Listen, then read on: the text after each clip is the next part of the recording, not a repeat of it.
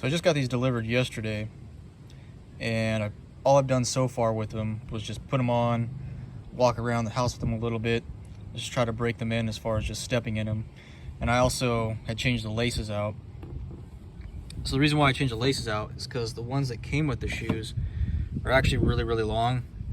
And what was happening was, even if I put it in the upper eyelid up over here, the laces were just hanging in excess, like all the way down here and everything, and I knew that'd be an issue for when I go to skate them here pretty soon. One of the things I noticed was, I mean, they're very aesthetically pleasing right out of the box, straight from the go, which I enjoy in a shoe. There are some differences. As Mike Carroll had said, that he wasn't going to make it the same exact way, so it's not necessarily an OG release. It's kind of like a reimagined look, I guess.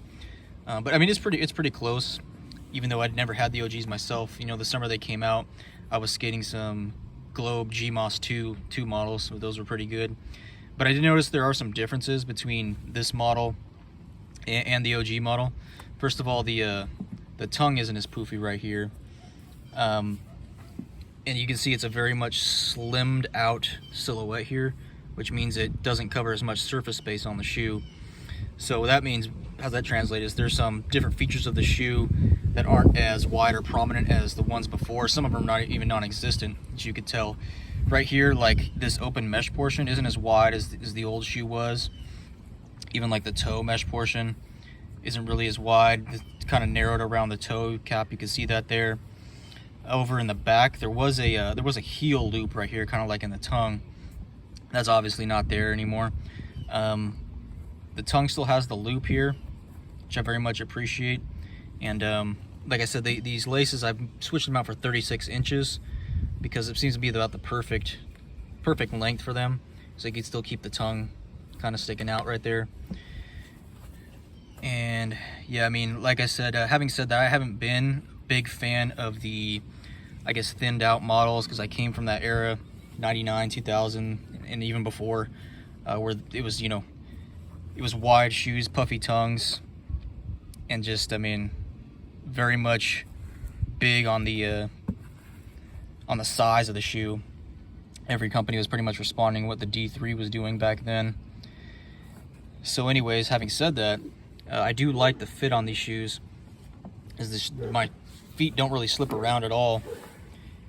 As I was looking at kind of like the other pictures from the OG model back in the day online, it looked like it would, your feet would just be kind of moving around, shifting around in here a little bit. The insole looks pretty good too, I will say. As you can see here, it comes with a little bit poofier of a heel cup right there, which is important for me, being a little bit older and everything. I really appreciate that. But I mean, other than that, like, I'm just gonna go ahead and skate them here pretty soon, and I'll give you guys a look as to how they feel.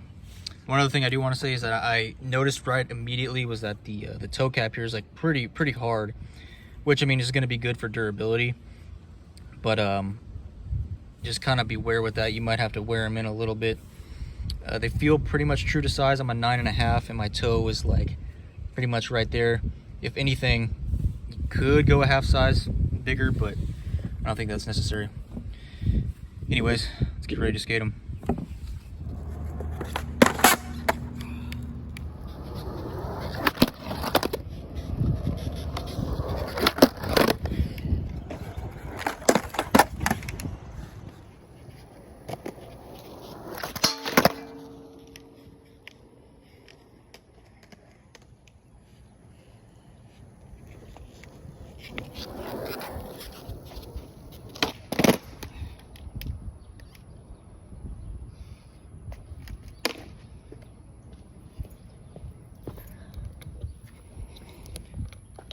All right, so I've skated these for about, I guess, 6 hours now. It's been about 4 sessions. And check out the wear on these. So I noticed immediately, it gets, when you put your foot on, your foot inside, I should say, this toe compartment right here gets really constricting around this part of the foot. So I think the way these things were reimagined was a little bit too tight, a little bit too thin, or I should say more tight than anything.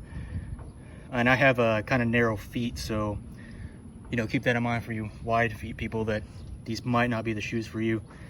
Anyways, you can see that I think immediately the wear started happening around this part. This is like the ollie part right here. That's probably been there for a couple of sessions, so it hasn't really gone too deep into the leather right there. You can see some more from like the kick flip and the hard flip type tricks.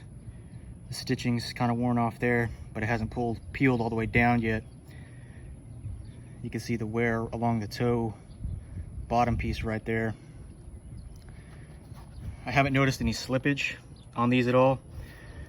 Probably be more on the right foot than anything, but they are pretty grippy for your grip tape, so you won't slide across. It's not like, you know, the OG DC Williams, which I still like, but they kind of slide across. I've heard that complaint from a few people. So these shoes, I think the best part about them are aesthetics, really. I mean, the looks, they look pretty cool, especially if you're wearing like low socks, ankle socks, and some shorts. You can see all the features of the shoe, which is a pretty beautiful shoe here. But yeah, I don't know if I'm gonna be able to get all the way through these. Like I said, they constrict my toes a lot, just right around here. Even if I'm doing like a trick and I keep just landing off the board, it's like my toes kind of like clack together a little bit. It's kind of weird. Never really had that sensation before. So yeah, I just think the toe compartment, and specifically like right around where the base of the toes are right here, is a little bit too narrow. And again, that's coming from somebody who's a narrow-footed guy. But other than that, if you guys have any questions, just put them in the description below. I'll go ahead and answer them. All right, so update. Decided to stay at the park for another hour and land just a couple more tricks. Yeah, it took me that long. Don't make fun. But was doing a lot of kickflip stuff. You can see that wear coming through. Pretty. If you're doing them consistently, as far as kickflip to trick, kickflip to grind, kickflip to slide, it's kind of wears on the toe fairly quickly there. The other thing, I mean, you can see the ollie part starting to wear, show through a little bit. It's getting to like that gray layer right there. One of the other things I wanted to point out was that as I was doing like a lot of these ollie tricks, I was trying to wheelie grind on this rail for a while, I was getting this burnout right here, like on this portion of my toe. Again, that's due to the narrow design of the shoe right there, just kind of clamping in on your toe. So just watch out for that.